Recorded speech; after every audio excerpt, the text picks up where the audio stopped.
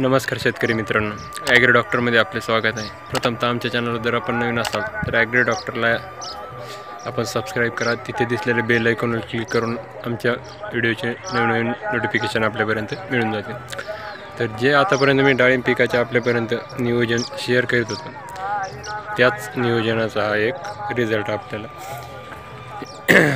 दिसून येत असेल व्हिडिओमध्ये कशा प्रकारे आपल्या डाळिंबाची सेटिंग झालेली आहे व कसा आपल्याला माल टोटली झाडावर दिसून येत असेल।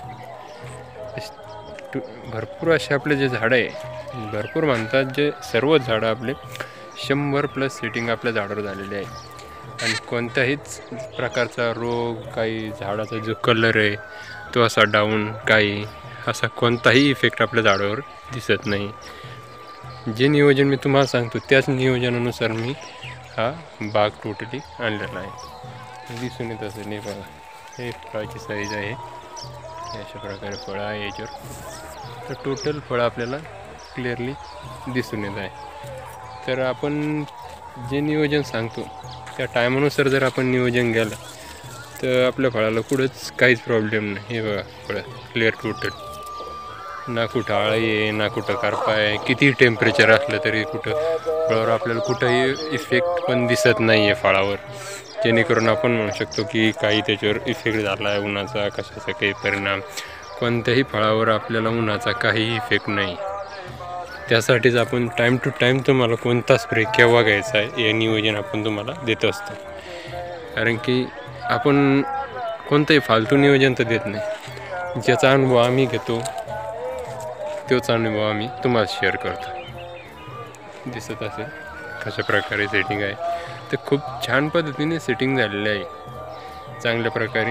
आता फक्त आपल्याला यावर म्हणजे तर फुगवण क्षमतेवर लक्ष द्यायचं आहे की आपल्याला साईज आपले 2 महिन्यात आपल्याला साईज कशी प्रकारे ग्रो करता येईल, जे करून आपलं 2 ते 3 महिन्याचं आपलं मार्केट आता येणार, त्या मार्केटमध्ये आपल्याला साईज तरी काही प्रकारे चांगली साईज पण झालेली आहे। हे बघा एवढी आपली साईज पण आहे,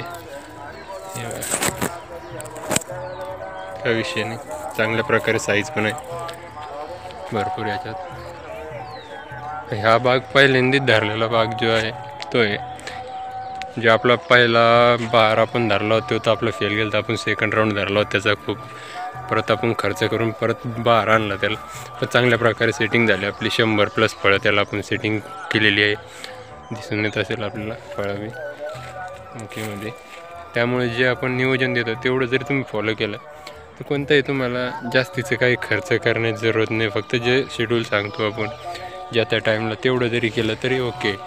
फक्त टाईम टू टाईम, जसं अमावस्या पौर्णिमेला कीटकनाशक घेणं, कीटकनाशक प्लस बुरशीनाशक कोणतंही, टेम्परेचरनुसार आपण मग त्याला काही जे सिलिकॉन त्याचा स्प्रे घेत असतो, जे करून आपले फळावर कुठं चट्टा दिसून येत नाही उन्हाचा, आपल्याला फळाला इफेक्ट होऊ नये त्यासाठी असे स्प्रे घेणं। बाकीचे आपण नवीन न्यूट्रीमिक्सचा स्प्रे आपला चालू असतो बागेमध्ये। बाकी असे जे आपल्याला वाटेल ते, जे मला वाटते करावं म्हणजे झाडासाठी जे योग्य आहे तेच नियोजन आपण देतो। कोणत्याही प्रकारचं फालतू नियोजन आपण देत नाही, किंवा शेतकरी खर्चित जाईल असं नियोजन बी आपण शेतकऱ्याला देत नाही, कारण का आम्ही खुद शेतकरीच आहोत एक प्रकार, तुम्हाला माहिती आहे।